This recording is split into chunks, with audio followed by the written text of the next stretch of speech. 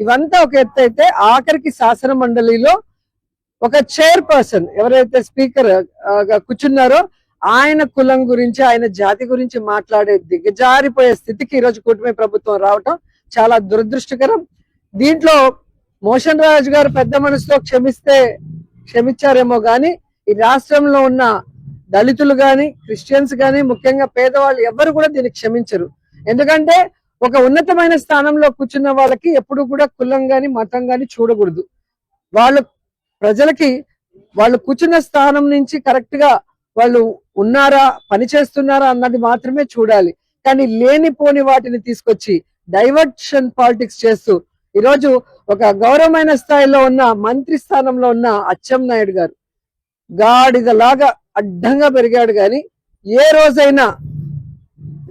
రోజైనా సక్రమంగా మాట్లాడాడని అడుగుతున్నా. ఈరోజు తెలుగుదేశం పార్టీ వాళ్ళు పరిస్థితి చంద్రబాబు నాయుడు డిప్యూటీ సీఎం ఇలా ఉంటే ఇంక మంత్రులను ఏం కంట్రోల్ చేస్తారో ఒకసారి మీరు ఆలోచించండి.